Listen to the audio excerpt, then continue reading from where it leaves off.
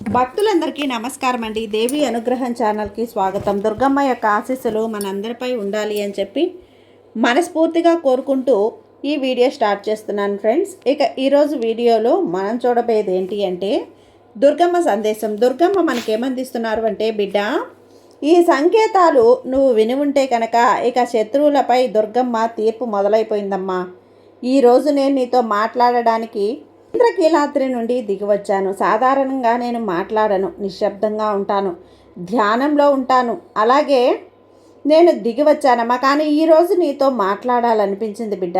ఎందుకంటే నువ్వు ఒంటరిగా పోరాడుతున్నావు. నీకు తెలియదు, కానీ నేను చూస్తున్నాను.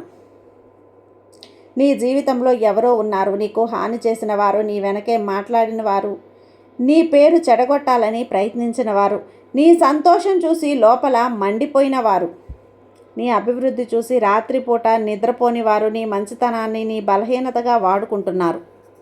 నువ్వు ఏమీ అనలేదు, నోరు మూసుకున్నావు, భరించావు. పర్వాలేదమ్మా, వదిలేసి మనసుని నువ్వు సమాధానపరిచావు కదా. రాత్రిపూట ఒంటరిగా కూర్చున్నప్పుడు కళ్ళు తడిగా ఉన్నాయి. నాకు మాత్రమే ఎందుకు ఇలా జరుగుతుంది అని గుండె అడిగింది. అడిగిన ప్రతిసారి కూడా నేను విన్నాను తల్లి. నీ కన్నీళ్లు పడిన ప్రతిసారి నేను చూశాను. నువ్వు ఒంటరివి అనుకున్నా కానీ నేను నీ పక్కనే ఉన్నాను. నీకు కనిపించలేదు, కానీ నేనున్నాను. నీ ప్రతి శ్వాసలో నేను ఉన్నాను బిడ్డ అంటూ దుర్గమ్మ మన కోసం తీసుకొచ్చిన ఈ సందేశాన్ని వినే ముందుగా మన ఛానల్ని ఫస్ట్ టైం చూస్తున్నట్లయితే ప్లీజ్ సబ్స్క్రైబ్ చేసుకోండి ఫ్రెండ్స్. వీడియో నచ్చితే కనుక లైక్ చేసి సపోర్ట్ చేయండి. ఇక వీడియోలోకి వెళ్ళబోయే ముందుగా ఒక్కసారి మనకు బాగా తెలిసినటువంటి గురువు గారండి, శ్రీ వారాహి అమ్మవారి జ్యోతిష్యాలయంలో జ్యోతిష్యం చెప్తున్నారు గురూజీ సుబ్రహ్మణ్యం రాజు గారు. Contact number 9989794560. ఈ గురువు గారు ఎలాంటి సమస్యనైనా సరే ఫోన్లోనే పరిష్కరించేస్తారు. నమ్మకంతో గురువు గారికి కాల్ చేయండి. స్త్రీ పురుష వశీకరణ స్పెషలిస్ట్, నెంబర్ 1 స్పెషలిస్ట్. భార్యాభర్తల మధ్య కలహాలు రావటం, ప్రేమించుకున్న వాళ్ళు దూరం అవ్వటం, మనశ్శాంతి లేకపోవటం, శత్రుపీడ, నరఘోష, నాగదోషం, శత్రు ప్రయోగాలు, ఆరోగ్య సమస్యలు, ఆర్థిక సమస్యలు, కుటుంబ సమస్యలు, మానసిక సమస్యలు మరియు ఎటువంటి సమస్యలనైనా సరే శాశ్వతమైన పరిష్కారాన్ని అందిస్తారు గురూజీ సుబ్రహ్మణ్యం రాజు గారు. Contact number 9989794560. ఈ గురువు గారికి ఒక్కసారి నమ్మకంతో కాల్ చేయండి. మీ సమస్యను పరిష్కరించుకోండి. ఇక వీడియోలోకి వచ్చేస్తే, నీ ప్రతి నిశ్శబ్దంలో నేనున్నాను బిడ్డ. ఇప్పుడు నేను చేసేటువంటి నా పని మొదలైపోయింది. ఇక అన్నీ కూడా నీకు తెలిపే సంకేతాలు చెబుతున్నాను, విను. ఈ దుర్గమ్మ చెప్పే సంకేతాలు జాగ్రత్తగా విను. ఇవి నీ జీవితంలో కనిపించినప్పుడల్లా గుర్తుపెట్టుకో. ఆ దుర్గమ్మే ఇవన్నీ కూడా కదిలేలా చేస్తుంది అని అర్థం చేసుకో. ఇది సంకేతం తల్లి. మనసులో అకస్మాత్తుగా శాంతి వచ్చే క్షణం నీకు హాని చేసిన వారి గురించి అలాగే ఆలోచిస్తూ ఉన్నావు. కోపంగా ఉంది, నొప్పిగా ఉంది, నిద్రపోవాలని ఉంది, కానీ పడుకున్నా కూడా మనసు ఆగదు. అదే ఆలోచనలు మళ్ళీ మళ్ళీ వస్తూ ఉన్నాయి. ఎందుకు చేశాను, ఎందుకు చేసింది, నేనేం తప్పు చేశాను అని మనసు తిరుగుతుంది. ఆ సమయంలో బిడ్డ ఎందుకు ఒక్కసారిగా ఏదో వస్తుంది. గాలి తగిలినట్లుగా చల్లగా ప్రశాంతంగా మనసు ఒక్క క్షణం అక్కడ ఆగుతుంది. గుండె లోపల ఏదో చెబుతుంది, సరిపోతుంది, జరిగేది జరుగుతుంది. ఆందోళన అనేది పడకు తల్లి. అది నేను నిన్ను తాకుతున్నాను కదా. నా చెయ్యి నీ భుజంపై వేస్తున్నాను. ఈ దుర్గమ్మ చెయ్యిని నేను నీ భుజంపై వేస్తున్నాను. నేనున్నాను, భయపడకు అని చెబుతున్నాను. మాటలు వినిపించవు, కానీ అనుభవం కలుగుతుంది. ఆ శాంతి అనుభవించినప్పుడు కళ్ళు మూసుకో బిడ్డ. ఒక్క క్షణం నన్ను అనుభవించు. అది నా సందేశం. నేను నీ తరపున నిలబడ్డానమ్మా. నువ్వు యుద్ధం చేయాల్సిన అవసరమే లేదు, నేను చెప్తాను కదా. ఇక రెండవ సంకేతం, శత్రువుల మాటలు తనకే తగలటం. నీ గురించి అబద్ధాలు చెప్పిన వాడు ఉన్నారు. వాళ్ళు ఎలాంటి వాళ్ళు, అలాంటి వాళ్ళు అని అందరికీ చెప్పాడు కదా. నీ పేరు చెడగొట్టాలని ప్రయత్నించాడు కదా. నీ వెనక చెప్పినవన్నీ కూడా ముందు చెప్పే ధైర్యం లేదు కదా. ఒక పని అతన్ని గమనించు. కొద్ది కాలంలో ఏం జరుగుతుందో చూడు. అతను చెప్పినా కూడా అదే మాటలు అతనిపై పడతాయి. అతను నీ పేరు చెడగొట్టాలని చేసినటువంటి పని అతని పేరు పడుతుంది తల్లి. వాళ్ళ పేరు చెడగొడుతుంది. అతను నీ మీద వేసినటువంటి అబద్ధాలు అతన్ని చుట్టుముడతాయి. అతను నీకు తవ్విన గుంటలో అతనే పడతాడు.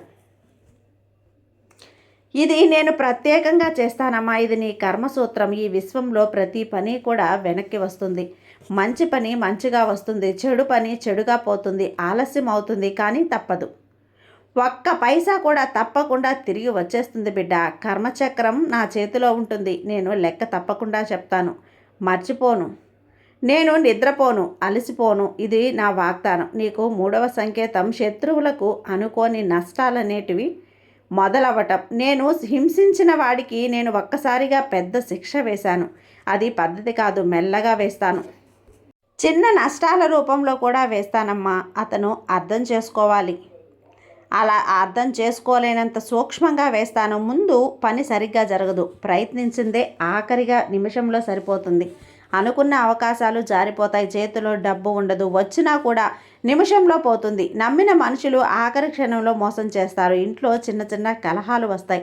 మనసు ఏ పనిలో కూడా నిలవదు. అలాగే అమ్మ జ్యోతిష్కుల దగ్గరికి వెళ్తుంది, చేయిస్తుంది, కానీ నాకు ఎవరైనా చేశారా అని అడుగుతుంది. దేవాలయాలకు వెళ్తుంది, కారణం అర్థం కాదు. ఎందుకంటే కారణం వేరే చోట ఉంది. నీకు చేసినటువంటి అన్యాయానికి సమాధానం రావటం మొదలైంది. నువ్వు ఇది చూసినప్పుడల్లా ఒక పని చేయి బిడ్డ, సంతోషపడకు. అలాగే మనసులో ఆ దుర్గమ్మని కోరుకో. నాకు న్యాయం నాది, విడిచిపెట్టు. నా ఉదారత నీకు మరింతగా శక్తి ఇస్తుంది. 4వది నీకు అనుకోని రక్షణ రావటం. శత్రువు నిన్ను హాని చేయాలి అని చెప్పి ప్రయత్నిస్తున్న సమయంలో నీకే తెలియకుండా నేను నిన్ను రక్షిస్తాను. ఒక మనిషి వస్తాడు అని చెప్పి కోరిన చోటు నుంచి వస్తాడు. సరిగ్గా సమయానికి కనిపిస్తారు. సరైన మాట చెబుతారు, సరైన సమాచారం ఇస్తారు. ఆ మాట వల్ల నువ్వు అప్రమత్తంగా ఉంటావు. ఆ సమాచారం వల్ల నువ్వు తప్పించుకుంటావు, లేదా ఒక పరిస్థితి వస్తుంది. శత్రువు పన్నిన వలలో పడబోతావు. ఆ సమయంలో ఏదో జరుగుతుంది. అతని ప్రణాళిక విఫలమవుతుంది. అతను అనుకున్నది జరుగుతుంది. ఇది యాదృచ్ఛికం కాదు. ఇవి నా రక్షణ కవచాలు.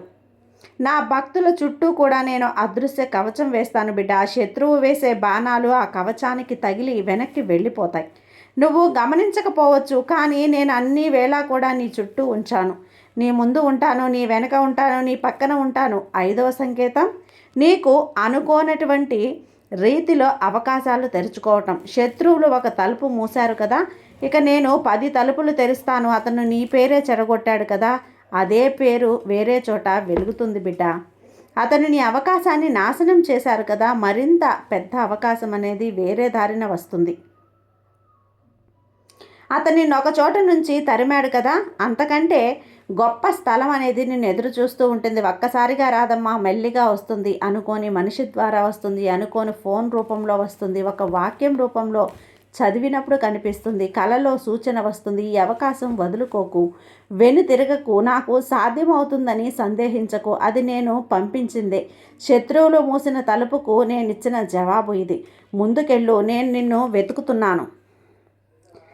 6వ సంకేతం నీ చుట్టూ ఉన్నటువంటి మనుషులు, శత్రువులు అసలు రూపు చూడటం. ఇంతకాలం కూడా నువ్వు నటించావు.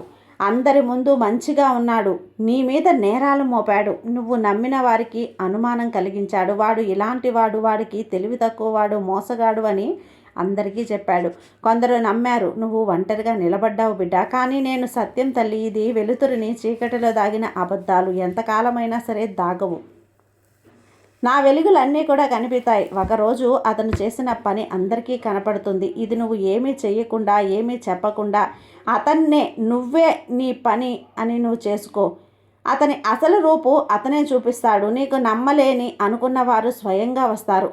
మాకు తప్పు అర్థమైపోయింది అంటారు. నిజంగా నీది తప్పు లేదు అని వాళ్ళు తెలుసుకుంటారు. ఈరోజు నువ్వు నిరూపించాల్సిన అవసరం ఉండదు బిడ్డ. సత్యం తనంతట అదే నిలబడుతుంది. 7వ సంకేతం శత్రువు నీ దగ్గర సహాయం అడగటం. ఇది అన్నింటికంటే కూడా విచిత్రమైనది. నమ్మలేరు, కానీ జరుగుతుంది. నిన్ను అవమానించిన వాళ్ళు ఒకరోజు నీ ముందు నిలబడతారు. ఏదో ఒక కారణంగా నీ సహాయం అడుగుతారు. జీవితంలో ఎక్కడో అతనికి నీ అవసరం కలుగుతుంది. ఆ క్షణంలో అతను నీ ముందు వచ్చి నిలబడాలి. అది అతనికి ఎంత కష్టంగా అనిపిస్తుందో ఆలోచించు. అతని అహంకారం ఎంత నలిగిపోతుందో అర్థమవుతుంది. ఆ రోజు నీకు ఏమనిపించినా కూడా కోపం రా, నీకు ప్రతీకారం తలపెట్టకు. నాకు చేసింది మర్చిపోయావా అని చెప్పి అనకు. ఎందుకంటే అతను నీ దగ్గరకు రావటమే అతనికి శిక్ష.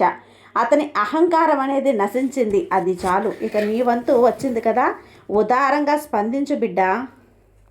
సహాయం చేయగలిగితే చెయ్యి, చెయ్యలేకపోతే మర్యాదగా మాట్లాడు. ఒక్క పని నన్ను అత్యంతగా సంతోషపెడుతుందమ్మా. శత్రువులకు సహాయం చేయగలిగే హృదయం సాధారణ మనిషికి రాదు తల్లి.